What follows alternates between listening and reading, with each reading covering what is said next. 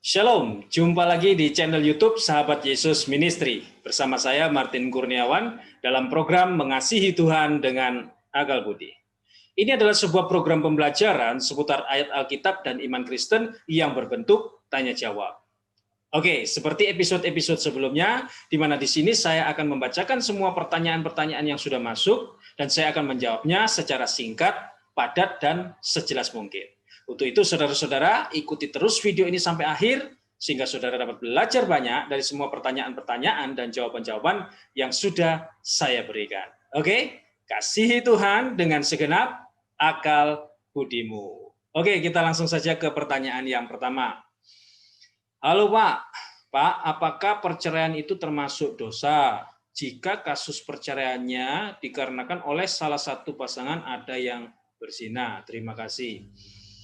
Ya, berbicara tentang perceraian, apakah perceraian itu mutlak termasuk adalah sebuah dosa? Jawabannya adalah tidak. Kenapa? Karena itu tergantung daripada kasusnya. Apa yang mendasar? Dasar apa yang terpakai pada saat perceraian itu terjadi? Apakah perceraian itu terjadi karena alasan-alasan lain selain daripada perzinahan? Atau memang karena salah satu dari pasangan tersebut ada yang berzina? Jadi alasannya adalah seperti yang sudah saya sampaikan tadi ya, yaitu karena zina. Jawabannya jelas tidak. Bahkan menikah lagi pun juga boleh. Tetapi jika alasannya adalah alasan selain daripada zina, ya itu masuk dalam kategori dosa. Oke, jelas ya? Oke, baik, kita ke pertanyaan selanjutnya. Pak, izin bertanya, berapa ratus tahun jarak kematian Abraham dengan kelahiran Musa? Jarak kematian Abraham dan Musa itu kira-kira kurang lebih sekitar 500 tahun. Kurang lebih sekitar 500 tahun. Ya. Oke, berikutnya. Shalom Pak, apakah artinya karunia nabi takluk kepada nabi-nabi? Karunia nabi takluk kepada nabi-nabi. Ya, teks tersebut ada di dalam 1 Korintus ya, tepatnya di antara 1 Korintus 14 ayat 27 sampai 33. Ini mengenai karunia bahasa roh ya.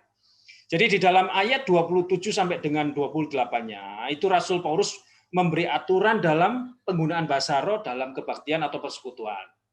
Dan kemudian dalam ayat 29 sampai 31, dia itu memberi aturan untuk orang yang bernubuat. Nah, kemudian ayat 32-nya itu menunjukkan bahwa sekalipun mereka punya karunia bernubuat, karunia itu harus ditundukkan kepada diri mereka. Dan mereka harus tunduk pada peraturan yang Rasul Paulus sudah berikan tadi. Nah, tujuannya supaya ayat 33-nya terjadi. Itu apa? Yaitu harus ada keteraturan dalam kebaktian. Dan bukannya banyak orang yang berbahasa roh malahan gitu atau bernubuat bersama-sama. Karena itu apa? Merupakan satu kekacauan. Ya, jadi untuk itu jika saudara menjumpai ajaran atau praktek yang tidak sesuai dengan firman Tuhan tadi, jelas bahwa ajaran atau praktek tersebut sedang tidak taat pada firman. Dan karena ketidaktaatan itu sesungguhnya ajaran atau praktek tersebut sedang menabrak, bahkan bisa dikatakan sedang melawan firman Tuhan. Melawan firman Tuhan berarti melawan Tuhan sendiri. Oke, baik, pertanyaan selanjutnya. Matius 15 ayat 26, tetapi Yesus menjawab tidak patut mengambil roti yang disediakan bagi anak-anak dan melemparkannya kepada anjing. Dalam kisah perumpama perempuan Kanaan, apakah arti dari perkataan Yesus mengenai roti dan anjing? Saya baru mendengar khotbah tentang hal ini dan pengkhotbah mengatakan bahwa anjing yang dimaksud adalah berhala atau dewa kesembuhan dari bangsa Kanaan. Bagaimana menurut Bapak? Ya, roti dan anjing. Yang pertama, kata roti di sini maksudnya adalah Yesus sendiri. Itu saudara bisa bandingkan di dalam Yohanes 6 ayat 35, 48, 50 dan sampai 51. Ya. Kemudian yang kedua, kata anak-anak ini secara khusus menunjuk kepada orang-orang Yahudi. Nah, kemudian yang ketiga, apa arti kata anjing di dalam teks ini? ada beberapa arti ya. Yang pertama, anjing merupakan sebutan yang umum atau lazim dari orang Yahudi bagi orang non-Yahudi. Nah, hal yang lazim atau umum ini menyebabkan hal itu tidak lagi menjadi kasar. Itu arti yang pertama. Kemudian arti yang kedua, kata anjing dalam bahasa Yunaninya itu menunjuk bukan pada anjing liar, ya, tetapi lebih kepada anjing peliharaan. Ini berbeda ya, anjing liar sama anjing peliharaan beda. Kemudian arti yang ketiga, kita tidak tahu bagaimana mimik wajah, sorot mata, nada suara Yesus pada waktu itu. Nah, tentunya hal-hal ini sangat mempengaruhi kata-kata Yesus tersebut.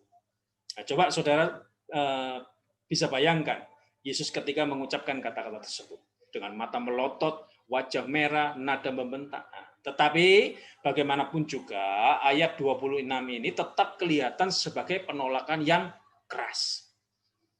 Oke, jadi kembali lagi, jadi jelas bahwa kata anjing di dalam teks tersebut artinya bukan berhala atau dewa atau sebagainya. Jadi jikalau ada yang mengatakan seperti itu, saya rasa dia perlu belajar lagi karena terlalu ngawur tafsirannya ke sana. Ya, oke. Oke, baik, kita ke pertanyaan selanjutnya. Pak, dalam Matius 16 ayat 19, Yesus mengatakan ini kepada Petrus, kepadamu akan kuberikan kunci kerajaan surga. Apa yang kau ikat di dunia ini akan terikat di surga, dan apa yang kau lepaskan di dunia ini akan terlepas di surga. Apakah ini berlaku hanya untuk Petrus atau juga untuk kita, Pak? Oke, apakah hal ini berlaku untuk Petrus saja atau juga untuk kita? Coba saudara dengarkan dan perhatikan penjelasan saya ini dengan seksama ya. Ayat 19, dikatakan kepadamu akan kuberikan kunci kerajaan surga. Apa yang kau ikat di dunia ini akan terikat di surga. Dan apa yang kau lepaskan di dunia ini akan terlepas di surga.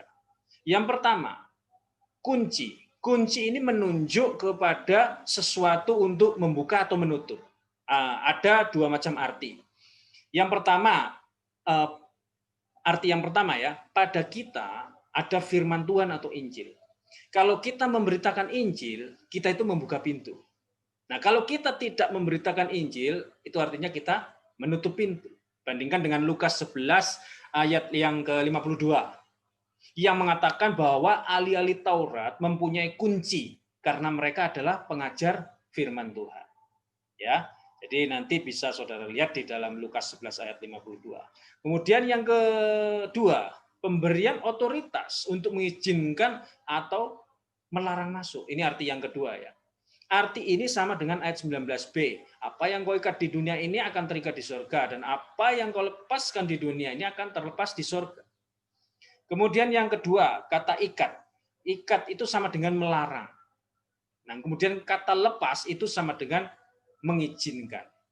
Nah, ini adalah arti kata-kata itu dalam tradisi penggunaan kata-kata itu dalam kalangan Yahudi. Jadi itu arti-arti yang sesungguhnya. Jadi tradisi di dalam kalangan Yahudi itu ketika mereka mengatakan melarang itu mengikat. Ketika mereka mengatakan mengizinkan itu melepas. Ya, jadi seperti itu. Hak itu tidak diberikan kepada Petrus saja. Ya, saya ulangi, hak itu tidak diberikan kepada Petrus saja. Karena apa? Karena dalam Matius 18 ayat 18 digunakan kata ganti orang kedua jamak. Jadi banyak ya, jadi banyak orang. Jadi Matius 18 ayat 18 kan berkata, aku berkata kepadamu, sesungguhnya apa yang kamu ikat di dunia ini akan terikat di surga, dan apa yang kamu lepaskan di dunia ini akan terlepas di surga. Jadi perhatikan kata-kata kamu. Ya, dia sudah mengganti menggunakan kata ganti orang kedua jamak. Ya, jadi seperti itu. Oke, baik. Selanjutnya, Pak, apa maksud mereka sudah mendapat upahnya untuk orang-orang yang bersedekah, berdoa, atau berpuasa supaya dilihat orang itu apa? Ya, oke, baik. Itu bisa kita lihat di dalam Matius 6 ayat 2, kemudian Matius 6 ayat 5, kemudian Matius 6 ayat yang ke-16 ya. Jadi maksudnya di sini tuh dengan pamer kebaikan. Mereka dapat pujian. Jadi maksudnya itu dengan pamer kebaikan mereka dapat pujian. Dan itulah upah mereka. Dan tidak ada lagi upah dari Tuhan. Itu maksudnya seperti itu. Jadi maksudnya begini, ketika kita itu sedang atau telah melakukan satu hal atau perbuatan yang baik, dan kebaikan itu kita pertontonkan atau tunjukkan atau pamerkan kepada orang lain, dan kemudian orang lain itu memuji atas kebaikan kita tersebut. Nah, di saat itu kita sebenarnya sudah mendapatkan upahnya. Namun upah tersebut bukan berasal dari Tuhan. Ini yang harus diingat. Melainkan upah itu adalah upah yang berasal dari manusia, yaitu dalam bentuk sebuah pujian. Jadi itu. Jadi apa? Jadi hal ini mengajarkan pada kita semua, jika kita itu akan atau sudah melakukan suatu perbuatan baik atau melakukan kebaikan, dan kita ingin mendapat upah dari Tuhan dan bukan upah dari manusia, baiklah kita itu jangan memamerkan atau mempertontonkan hal itu dengan tujuan agar kebaikan kita tadi dilihat atau diketahui orang lain dan berharap orang itu memujinya. Ini jangan. Kalau memang saudara ingin mendapat upahnya itu dari Tuhan, bukan dari manusia. Tapi kalau saudara hanya ingin mendapatkan upah dari manusia, ya silakan aja seperti itu. Nah, hal ini sekaligus menjadi peringatan ya kepada siapa saja yang khususnya suka sekali melakukan perbuatan baik. Coba saudara cek kembali, periksa kembali motivasi hati saudara setiap kali saudara akan melakukan perbuatan baik itu. Untuk apa sih sesungguhnya saudara melakukan hal tersebut? Adakah hati saudara ketika melakukan hal itu memang ditujukan untuk Tuhan? Adakah hati saudara benar-benar tulus ikhlas ketika melakukan perbuatan itu? Jadi sehingga nantinya perbuatan baik apapun yang saudara lakukan itu dapat memuliakan nama Tuhan dan menjadi berkat bagi siapa saja yang mendapatkan kebaikan dari perbuatan saudara itu. Amin. Oke, baik, jelas ya. Oke, baik, kita ke pertanyaan selanjutnya. Shalom, salam kenal Pak. Mohon penjelasan Bapak untuk Melkisedek sesuai dengan Ibrani 7. Terima kasih. Ya, saya tidak terlalu banyak tahu tentang Melkisedek ini ya. Hanya yang jelas dia itu bukan Yesus, karena ada juga orang yang memiliki pandangan bahwa atau mengatakan bahwa Melkisedek ini adalah Yesus. Bukan ya, Melkisedek ini memang manusia biasa, bukan Yesus lah. Ya, jadi itu Ibrani 7 ayat 3 itu ya. Jadi di sana kan jelas dikatakan bahwa kalau di dalam terjemahan Indonesia kan dikatakan sama dengan anak Allah.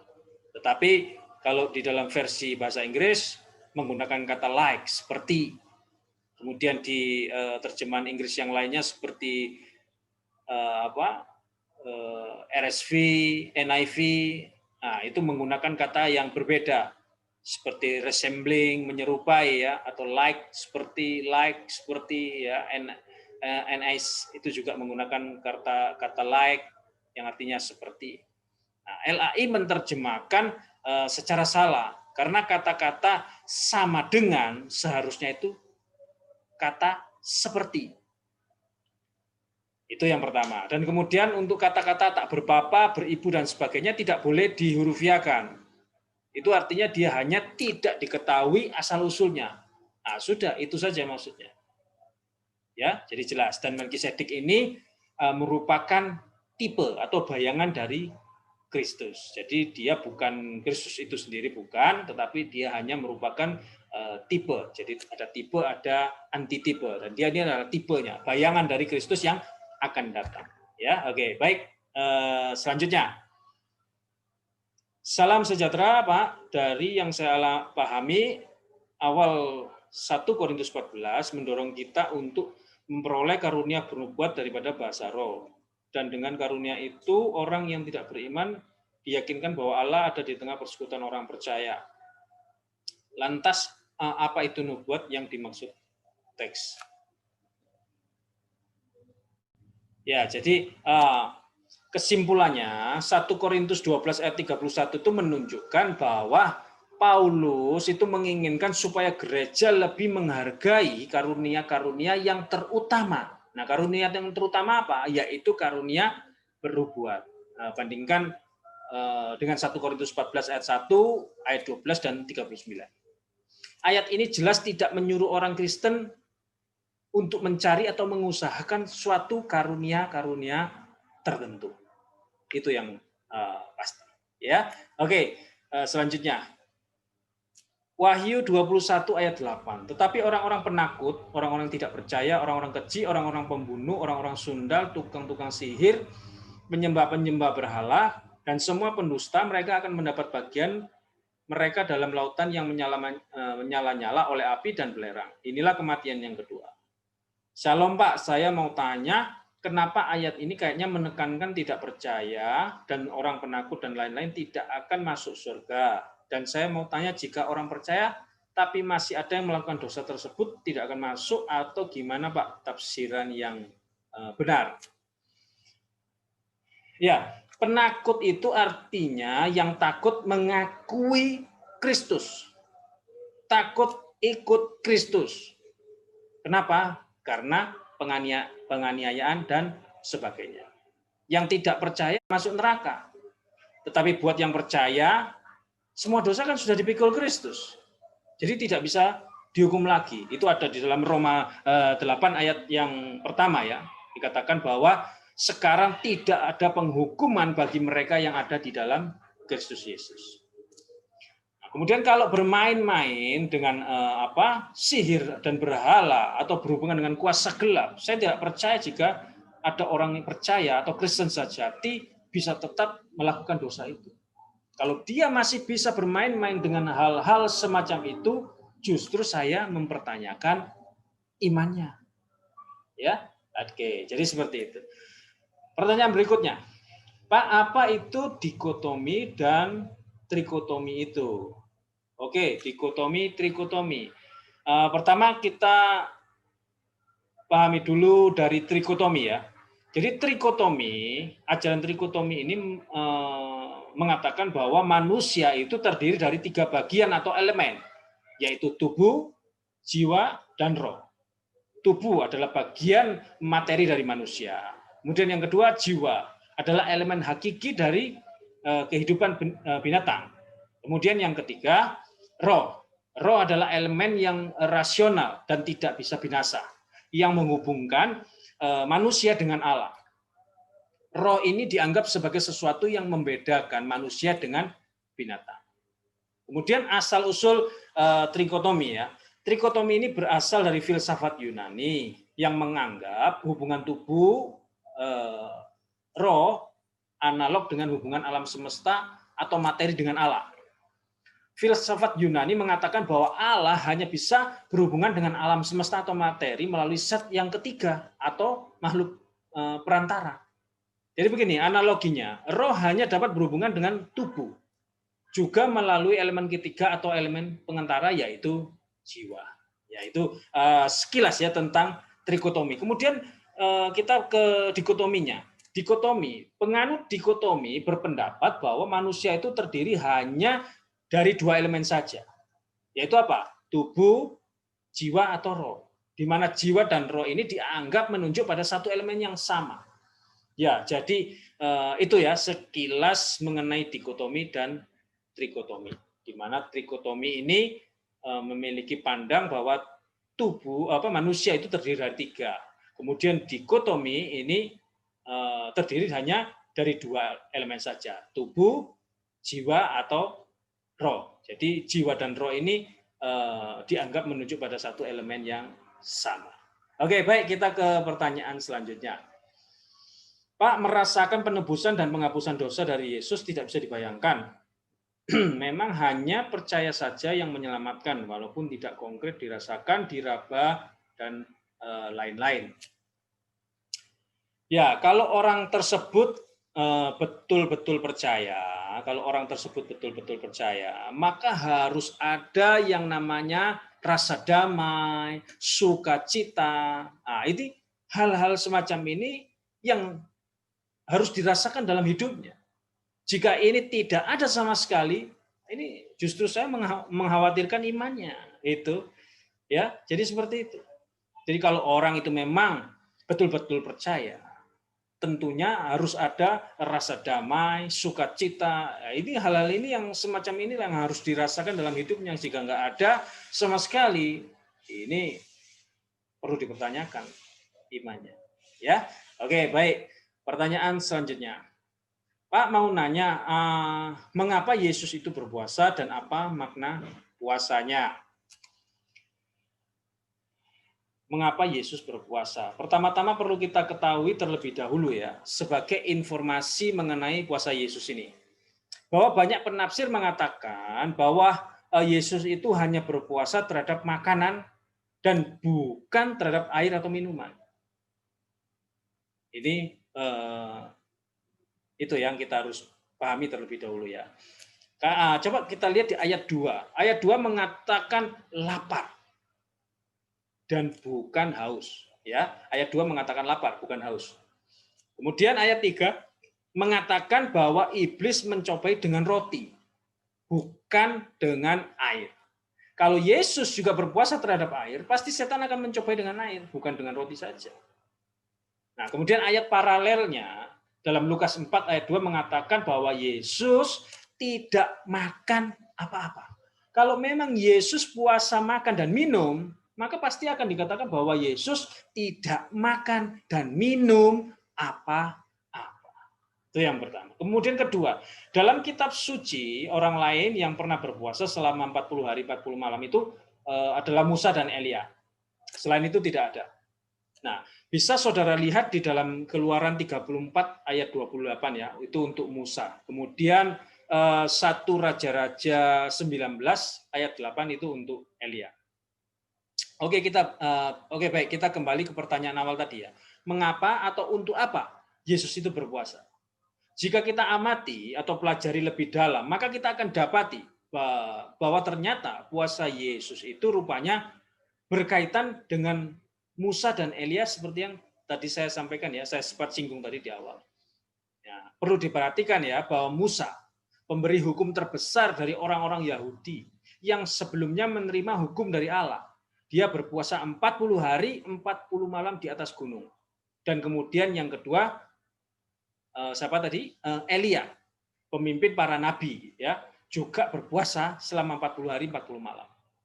Seorang penafsir ya bernama Adam Clarke berkata bahwa Yesus adalah sang pemberi perjanjian baru. Maka itu dia harus melakukan hal yang sama seperti apa yang sudah dilakukan oleh Musa dan Elia di dalam perjanjian lama itu. Kemudian berikutnya ada Matthew Henry. Matthew Henry yang memiliki pendapat yang sama dengan Adam Clarke ya. Dalam komentarnya setidaknya ada 4 hal yang dikatakan oleh Matthew Henry mengenai puasa Yesus tersebut. Yang pertama, Matthew Henry berpendapat bahwa Yesus berpuasa 40 hari dan 40 malam itu mengikuti teladan Musa. Matthew Henry berkata seperti itu. Sang pemberi hukum yang luar biasa itu. Dan juga Elia, sang pembaru besar di zaman perjanjian lama. Kemudian yang kedua, untuk merendahkan diri. Jadi ini komentarnya Matthew Henry ya. Ini komentar yang kedua, dia berkata bahwa untuk merendahkan diri dan tampak bagaikan seorang buangan yang tiada seorang pun menanyakannya. Kemudian yang ketiga, untuk memberi iblis peluang dan kesempatan untuk melawannya. Sehingga dengan demikian membuat kemenangannya itu lebih gemilang. Beda kan kalau umpamanya tidak ada perlawanan, tidak ada sesuatu lah, tidak greget ya. Jadi iblis itu diberikan semacam seperti itu peluang. Nah, sehingga ketika nanti Yesus ini kan pasti menang. Nah, ketika dia menang itu kemenangannya itu jauh lebih wah gitu loh ya. Jadi seperti itu. Kemudian yang keempat,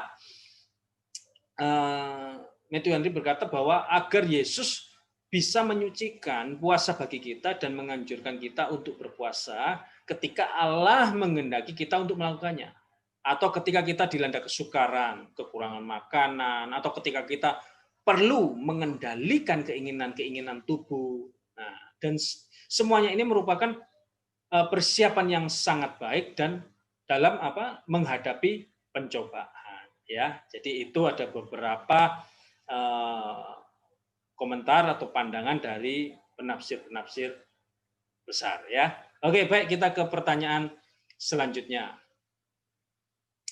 Apakah dengan tekun berdoa Tuhan bisa merubah ketetapannya? Wah, ini luar biasa nih kalau sampai ada orang yang bisa merubah ketetapan Tuhan. Jawabannya adalah tidak.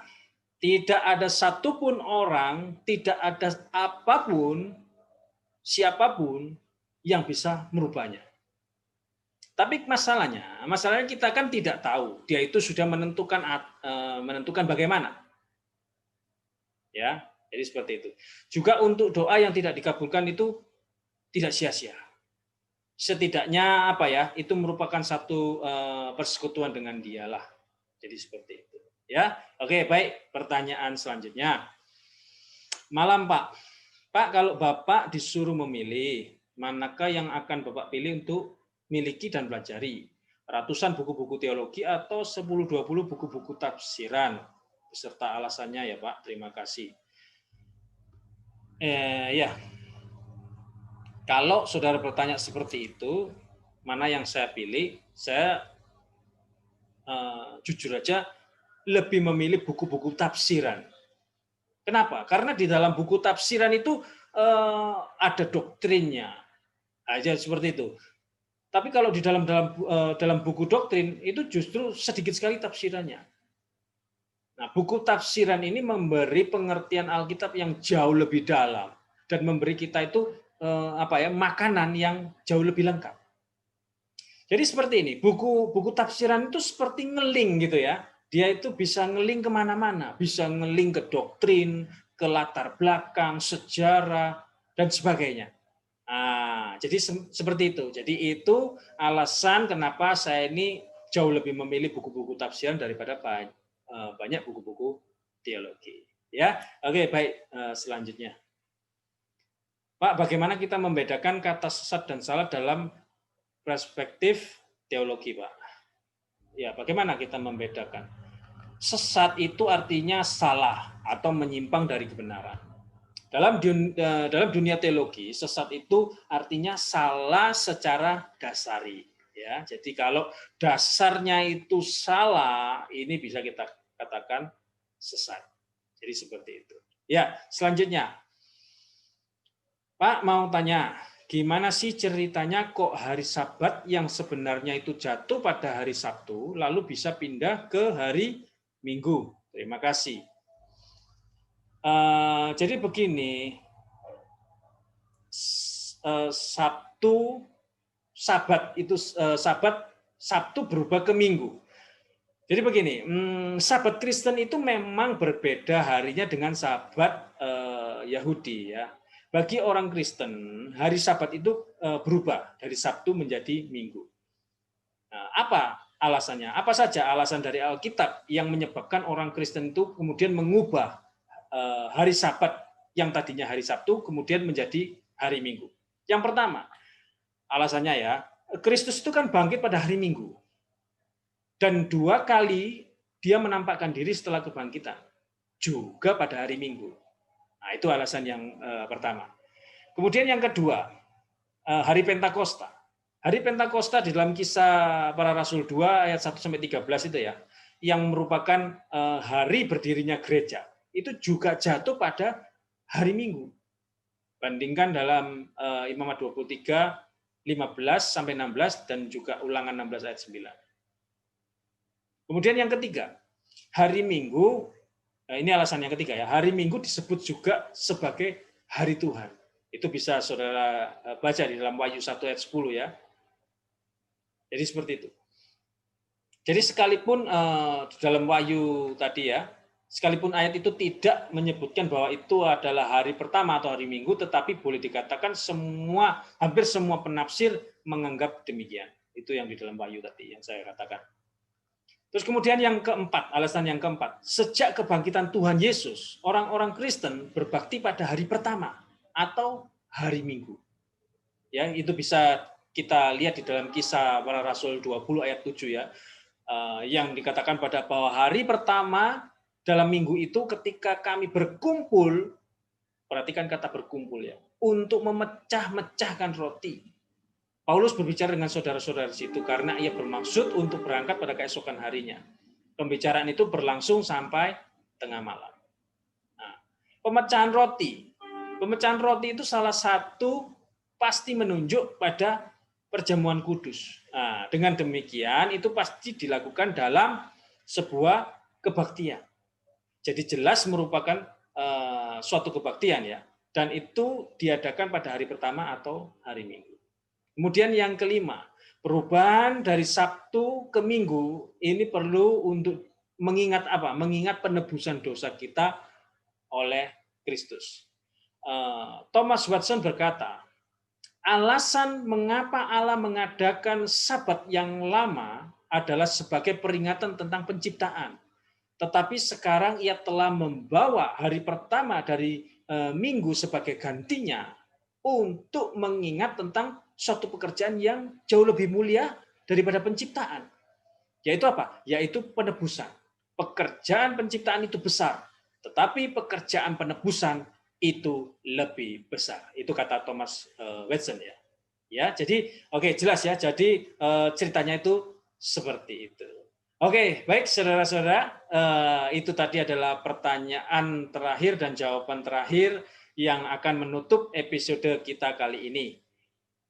Bagi saudara-saudara yang memiliki pertanyaan-pertanyaan seputar ayat Alkitab atau iman dan iman Kristen, saudara bisa menuliskan pertanyaan saudara di kolom komentar, menulisnya di kolom komentar, supaya di episode-episode yang akan datang atau selanjutnya saya akan menjawabnya untuk saudara.